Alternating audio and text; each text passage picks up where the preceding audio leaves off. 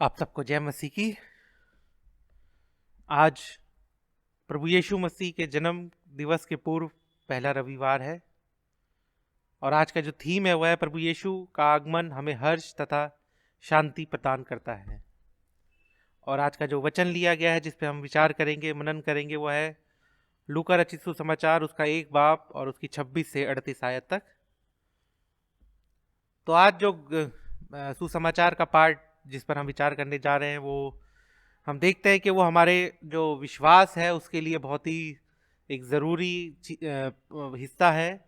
इस पैसेज में हम देखते हैं कि किस तरह से जो मरियम थी उसके पास जिब्राइल फरिश्ता आया और उसने आकर यीशु मसीह के जन्म की भविष्यवाणी की। तो ये जो हिस्सा है और ये जो पैसेज है ये हम बहुत दफ़ा अपने संडे स्कूल के टाइम पे या हम हर क्रिसमस के टाइम पे हम ये हिस्सा को सुन चुके हैं, हमने बहुत बार ये पढ़ा होगा, हम इससे बहुत फेमिलियर है, हम इसे अच्छे से जानते हैं। और हम देखते हैं कि किस तरह से वो जिब्राइल फरिश्ता मरियम के पास आया और उसने उनको यीशु मसीह के जन्म के लिए जो भविष्यवाणी थी वो कही और उनको उसके बारे में बताया। और उसके बाद हम देखते हैं कि किस तरह से जब वो जिब्राइल ने मरियम को इस बारे में बताया, तो उससे पहले कि अगर हम हिस्से में देखें तो वहाँ हम ये देखते हैं कि जो ये यूहन्ना के जन्म की घोषणा के बारे में भी हम देखते हैं। और वहाँ पे भी जो जिब्राइल फरिश्ता था वो एलिशबा और उसके पति जकरिया के पास आया और क्या नाम उनके जो जो एलिशबा जो बांझ थी और उसके लिए उसने भविष्यवाणी करी कि उसके भी एक पुत्र होगा और वो यूहन्ना होगा। और उसके बाद यहाँ पे हम जिब्राइल फरिश्ते को देखते हैं कि वो मरियम के पास आया। तो जिब्राइल फरिश्ते का जो वर्णन है वो हम बाइबल में इन 2 जगह पे देखते हैं और या एक तीसरी जगह पे हम देखते हैं जब वो डैनियल की किताब में 8वें बाब और उसकी 15-16 आयत में हम देखते हैं, वहाँ पे जिब्राइल के बारे में बताया गया है। तो हम ये कह सकते हैं कि जब जब जिब्राइल फरिश्ते का हम वर्णन हम बाइबल में देखते हैं तो वो कुछ ना कुछ एक बहुत ज़रूरी जो घोषणा है या परमेश्वर का जो संदेश है वो उसके द्वारा दिया गया था। तो यहाँ पे हम देखते हैं जब वो मरियम के पास आया और उसने आकर उसको ये बताया कि वो परमेश्वर के पुत्र की माँ बनेगी और वो उसने ये सुसमाचार, ये बहुत बड़ी जो खबर थी वो उसने उसको बताया। लेकिन जब हम ये हिस्से में हम देखते हैं तो हम इस चीज़ पे ज़्यादा ज़ोर होता है या हम इस चीज़ पे हमारा ज़्यादा ध्यान रहता है कि किस तरह से यीशु मसीह के जन्म की घोषणा हुई। लेकिन अगर हम उसी में और देखें कि कुछ ऐसी जो छोटी छोटी बातें थी या 4 ऐसी चीज़ें थी जिनके बारे में हम इतना नहीं सोचते, लेकिन वो भी एक बहुत ज़रूरी हिस्सा थी उस घोषणा के उसमें। तो वहाँ पे हम देखते हैं जो सबसे पहली चीज़ हमें मिलती है वो 28वीं आयत में, जब वहाँ लिखा है सरदूत ने उसके पास भीतर आकर कहा, आनंद और जय तेरी हो जिस पर ईश्वर की अनुग्रह हुआ है, प्रभु तेरे साथ है। तो जो सबसे पहली चीज़ देखते हैं वो आके जो फरिश्ते ने मरियम को बोला कि प्रभु का अनुग्रह तेरे साथ है या प्रभु ईश्वर का अनुग्रह तुझ पर हुआ है। तो जो अनुग्रह यहाँ पे हम देखते हैं जो ईश्वर का अनुग्रह उस पर हुआ है, या अगर हम इंग्लिश में देखें तो वहाँ लिखा है कि फेवर्ड वन, तो उसमें हम देखते हैं। और अगर किंग्स जेम्स वर्जन में देखें तो वहाँ उसमें लिखा है हाईली फेवर्ड। तो ये जो अनुग्रह उस मरियम पे हुआ था तो उसमें हम देखते हैं कि वो उसके बारे में वो अनुग्रह जो कह सकते हैं कि जो मरियम थी वो एक साधारण लड़की थी, एक साधारण जवान लड़की थी जिसकी मंगनी हो चुकी थी और वो एक साधारण जीवन जी रही थी। उसके जीवन में कोई बहुत बड़ा कार्य नहीं हुआ था या उसके उसके अंदर कोई ऐसी सामर्थ्य नहीं थी जिसके बारे में जो उसके आसपास के लोग, जो सामाजिक लोग उसके बारे में कुछ बात करते।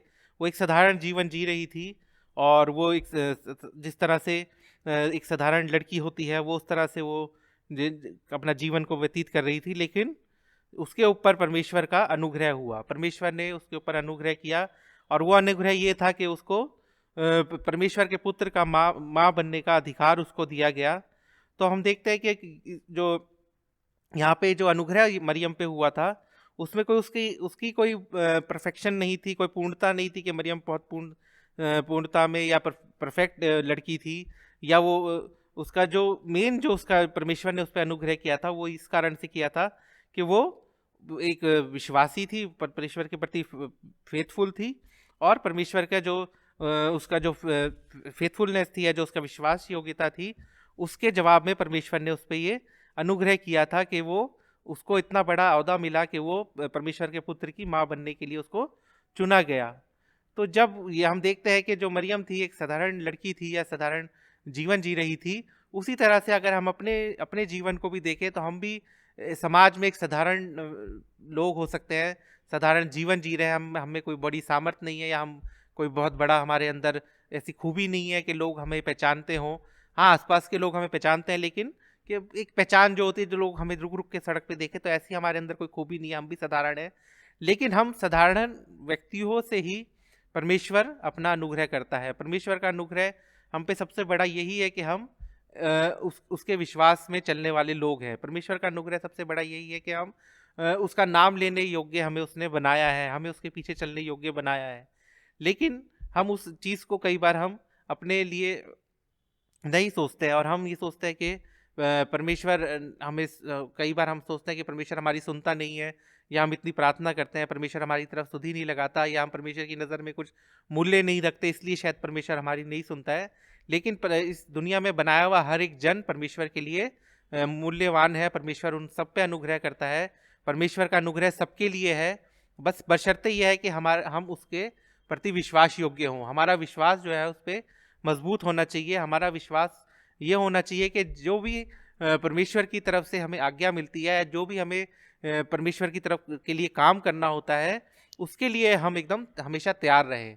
हम अपने आप को रोके नहीं। कई बार ऐसा होता है कि हम चर्च में हमें कोई अपॉर्चुनिटी मिलती है कि कुछ काम करना है, या वचन देना है, या बाइबल पढ़नी है, या प्रार्थना करनी है, हम उस चीज़ से पैर खींच लेते हैं कि हम पढ़ नहीं सकते या हम दुआ नहीं कर सकते, और हम मना कर देते हैं। लेकिन ऐसे ही परमेश्वर का अनुग्रह हमें मिलता है कि हम उसके कामों को कर सकें।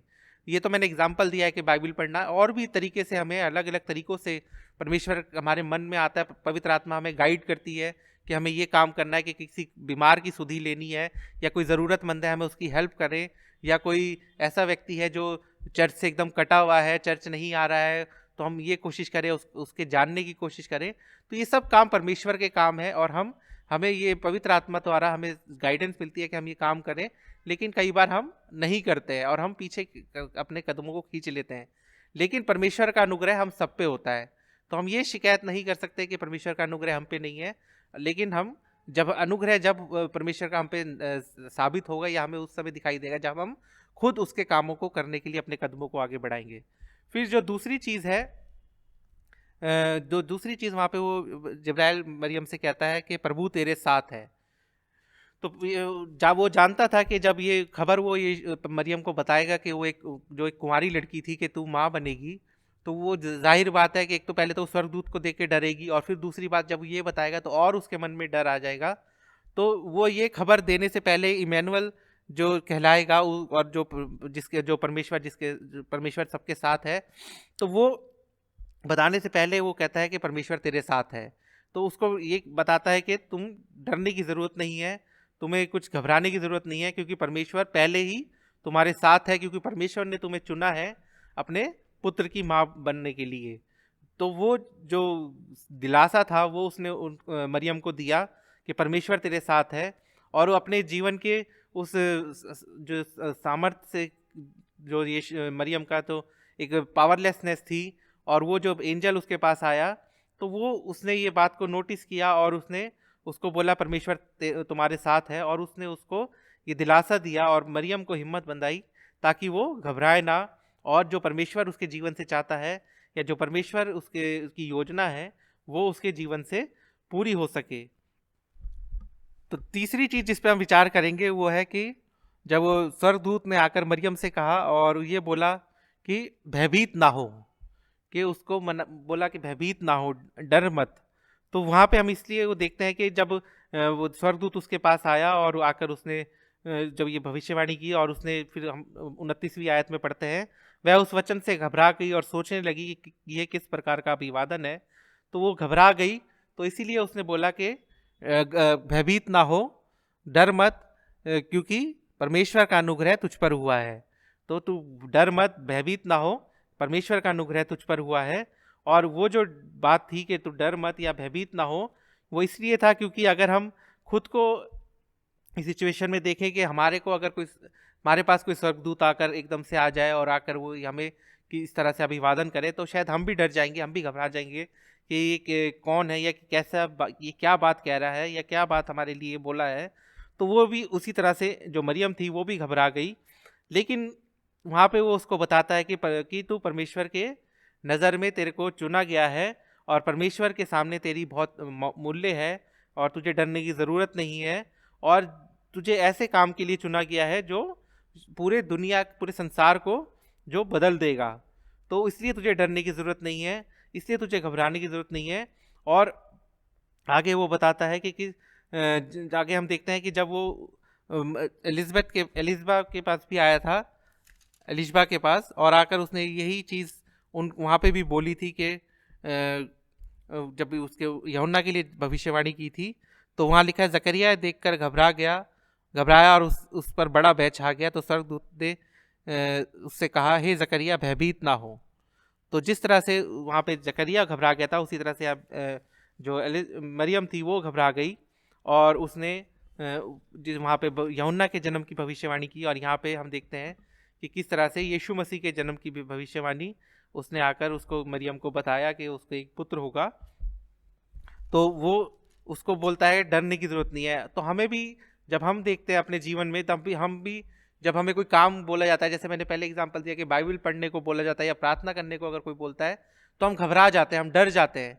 हमें डरने की ज़रूरत नहीं है, हमें बाइबल पढ़ने और दुआ करने में हमें घबराने की ज़रूरत नहीं है, क्योंकि जब हम परमेश्वर की सहायता मांगकर या परमेश्वर के साथ होकर परमेश्वर की सहायता मांगकर हम कुछ करने जाते हैं, तो परमेश्वर हमें वो करने के लिए सामर्थ्य देता है। तो जब हम बाइबल पढ़ते हैं, प्रार्थना करते हैं, तो हमें घबराने की ज़रूरत नहीं है। हम बाइबल पढ़ना उससे को हम आराम से पढ़ सकते हैं। अगर हमें कोई प्रार्थना करने के लिए कहता है, तो हमें प्रार्थना में हमें परमेश्वर से बात करनी है। अगर हमें कोई टॉपिक बता दिया गया कि इस विषय के लिए प्रार्थना करो, तो हम जिस तरह से हम आपस में बात करते हैं या किसी अपने बड़े से बात करते हैं, तो वैसे हम परमेश्वर से बात करते हुए वो प्रार्थना को हम कर सकते हैं। तो हमें डरने की ज़रूरत नहीं है, बल्कि हमें परमेश्वर से सामर्थ्य पाने की ज़रूरत है। परमेश्वर से सामर्थ्य के लिए हम पहले दुआ करें कि परमेश्वर हमें सामर्थ्य दे कि हम दुआ कर सके या हम बाइबल पढ़ सके, तो वो काम हम कर सकते हैं। और भी अगर कोई काम हम करने के लिए हमें मन में आता है या पवित्र आत्मा हमें गाइड करती है कि किसी की हेल्प करे जाके या किसी बीमार से मिलने जाए, तो वहाँ भी हमें कई बार हमें घबराहट हो जाती है कि हम कैसे हेल्प करेंगे, या अगर फाइनेंशियल हेल्प है तो हमें खुद इतना हमारे पास नहीं है, हम दूसरे को कैसे हेल्प कर सकते हैं। लेकिन अगर हम परमेश्वर के विश्वास में होकर परमेश्वर की सामर्थ्य में किसी की हेल्प करते हैं, तो परमेश्वर खुद ब खुद हमारी ज़रूरतों को पूरा करता है। जो हमारी कमी घटी होती है वो परमेश्वर उसको पूरा करता है। अगर हम किसी बीमार को लिए जाते हैं, और कई बार हम डरते हैं कि बीमार को अगर हम देखने जाएंगे तो कहीं हम भी इन्फेक्टेड ना हो जाए, कहीं हमें भी इन्फेक्शन हो जाए। लेकिन अगर हम परमेश्वर की सामर्थ्य, परमेश्वर की सहायता के साथ जाएंगे, तो हमें डरने की ज़रूरत नहीं है। तो यहाँ पे भी वो इसी तरह से वो कहता है कि मरियम को कि डरने की ज़रूरत नहीं है, परमेश्वर तेरे साथ है और परमेश्वर का अनुग्रह तुझ पर हुआ है। फिर जो चौथी चीज़ हम देखते हैं, जब वो मरियम स्वर्गदूत से पूछती है कि ये कैसे होगा, मैं तो पुरुष को जानती ही नहीं। तो स्वर्गदूत ने उसको उत्तर दिया, पवित्र आत्मा तुझ पर उतरेगा और परम प्रधान की सामर्थ तुझ पर छाया करेगी, इसलिए वह पवित्र जो उत्पन्न होने वाला है परमेश्वर का पुत्र कहलाएगा। और देख, तेरी कुटुम्बनी इलिशबा के भी बुढ़ापे में पुत्र होने वाला है, यह उसका जो बांझ कहलाती थी 6वां महीना है। तो यहाँ पे वो जब पूछती है कि ये कैसे होगा, मैंने तो किसी पुरुष को देखा भी नहीं है, तो जो जिब्राइल फरिश्ता है, जो स्वर्गदूत है, वो उसको उत्तर देता है कि परमेश्वर के लिए कुछ भी नामुमकिन नहीं है। तो चौथी चीज़ हम देखते हैं कि परमेश्वर के लिए कुछ भी नामुमकिन नहीं है। और वो उसको एग्जाम्पल देता है कि पहले तो वो उसको बताता है कि पवित्र आत्मा तुझ पर उतरेगा और प्रधान की सामर्थ तुझ पर छाया करेगी। उसने उसको आंसर दिया, और उसके बाद उसने बताया कि इलिशबा जो बुढ़ापे में है और जो बांझ कहलाती थी, उसका भी 6वां महीना चल रहा है। तो परमेश्वर के लिए कुछ भी नामुमकिन नहीं है, परमेश्वर के लिए कुछ भी असंभव नहीं है। अगर परमेश्वर कि हम सोचते हैं कि ये नहीं हो सकता, लेकिन परमेश्वर के लिए ऐसा कुछ नहीं है। तो परमेश्वर वो ये बताता है कि जब वो सवाल पूछती है कि कैसे होगा, तो वो स्वर्गदूत से कहता है कि परमेश्वर के लिए कुछ भी नामुमकिन नहीं है। और जिस तरह से वो एक बुढ़ापे में गर्भवती है, जो इसका 6ठा महीने चल रहा है, जिसको लोग बांझ कहते थे, तो तू भी एक पवित्र आत्मा तेरे पे छाया करेगी और तू भी गर्भवती होगी। तो कई बार हम भी अपने जीवन में सोचते हैं। मैं अपना अगर एग्जाम्पल दूं, अगर जब मैंने पादरी बनने के लिए परमेश्वर की अगुवाई मेरे को मिली और मैंने ये सोचा कि मैं पादरी बनूंगा, तो जब मैं बिशप्स कॉलेज में था, तो जब हमारा जो वहाँ चैपल है, तो उसके लेक्टन पे मैं खड़ा होकर देखता था, खाली होता था, लेकिन मैं ये सोचता था कि अगर यहाँ भरा हुआ हो और जब मैं सरमन दूंगा तो मेरे से दिया भी जाएगा कि नहीं दिया जाएगा। तो मैं, मेरे मन में आता था कैसे होगा, ये तो बहुत मुश्किल काम है, क्योंकि मैं पब्लिकली बहुत कम बात करता हूँ। तो मेरे को ये लगता था कि मेरे लिए बहुत मुश्किल काम होगा और मैं शायद ये नहीं कर पाऊंगा।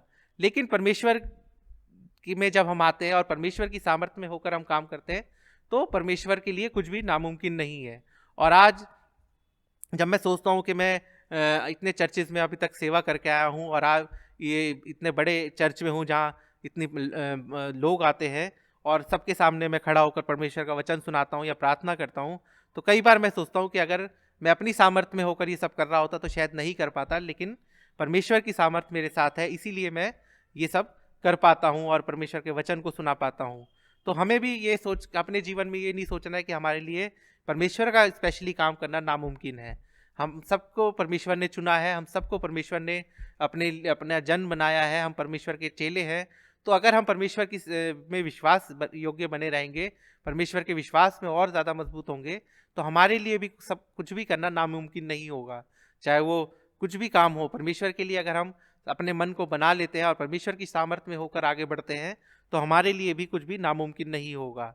तो आज जब हमने इस विषय में, इस पैसेज को देखा कि किस तरह से यीशु मसीह की जो भविष्यवाणी थी वो मरियम के ऊपर की गई और स्वर्गदूत ने आकर उसको बताया कि किस तरह से वो गर्भवती होगी और उसको परमेश्वर के पुत्र को जन्म देगी, तो हम लोगों के लिए भी ये सीखने के लिए है कि हम लोग भी एक तो ये परमेश्वर पहली चीज़ जो है कि परमेश्वर का अनुग्रह हम सबके साथ है। दूसरी चीज़ ये है कि हमें परमेश्वर का अनुग्रह हमारे साथ है और साथ ही साथ क्योंकि परमेश्वर हमारे साथ है। तीसरी चीज़ है कि हमें किसी भी चीज़ से डरने की ज़रूरत नहीं है, घबराने की ज़रूरत नहीं है। परमेश्वर की अगर सामर्थ हमारे साथ है तो हम सब कुछ कर सकते हैं उसके नाम के लिए। और चौथी चीज़ है कि परमेश्वर के लिए कुछ भी नामुमकिन नहीं है। तो हमारे लिए, हमारे जीवन में भी परमेश्वर जब काम करेगा तो हम भी ये मान के चले कि जब हम परमेश्वर की सामर्थ्य में हैं तो हमारे लिए भी कुछ काम करना उसके लिए नामुमकिन नहीं है। तो हम सब इस क्रिसमस पे अपने, जब हम प्रभु यीशु मसीह के जन्मदिन को मनाते हैं, तो हम सब भी इस दुआ करें कि परमेश्वर भी हमें जो काम के लिए उसने इस धरती पर भेजा है, जो योजना के साथ स्पेशली हमें जैसे इंडिया के जैसे देश में भेजा है, तो ज़रूर उसकी कुछ ना कुछ हमारे जीवन के लिए भी योजना होगी कि हम भी उसके सामर्थ्य के काम को करें, लोगों तक सुसमाचार सुनाएं, लोगों को उसकी नज़दीकी में लेके आएँ। तो हमें भी घबराने की ज़रूरत नहीं है, डरने की ज़रूरत नहीं है, हमें ये सोचने की ज़रूरत नहीं है कि हम नहीं कर सकते। अगर हमें परमेश्वर ने यहाँ भेजा है और किसी योजना से भेजा है, तो परमेश्वर वो उसको पूरा करने की सामर्थ्य भी हमें देगा और हम उसकी सामर्थ्य में होकर वो सारे काम कर सकते। आइए हम प्रार्थना करें। हे सर्वशक्तिमान दयालु परमेश्वर, धन्यवाद करते हैं आज के सुंदर दिन के लिए। धन्यवाद करता हूँ परमेश्वर, एक बार फिर से आपने हमें मौका दिया कि हम आपके वचन को सुन सकें, उस पर विचार कर सके। परमेश्वर धन्यवाद करता हूँ कि आपने परमेश्वर हम सबको अपने जन होने के लिए चुना है परमेश्वर, और ये मौका दिया कि एक बार फिर से हम आने वाले दिनों में परमेश्वर आपके प्यारे बेटे खुदा यीशु मसीह के जन्मदिन को बनाए। तो परमेश्वर सचमुच में उसका जन्म हम सबके हृदयों में हो और परमेश्वर उसके द्वारा, परमेश्वर उसकी सामर्थ्य के द्वारा हम सब भी वो काम कर सके परमेश्वर जो आप हमारे जीवन से चाहते हैं, जिस योजना से आपने हमें इस धरती पर भेजा है परमेश्वर, योजना हमारे जीवन से पूरी हो सके। और परमेश्वर जो भी सामर्थ्य के काम आप कराना चाहते हैं परमेश्वर, वो हम आपकी सामर्थ्य में होकर कर सके। इसी विश्वास के साथ ये प्रार्थना आपके प्यारे बेटे खुदा यीशु मसीह के नाम से मांगते हैं, आमीन।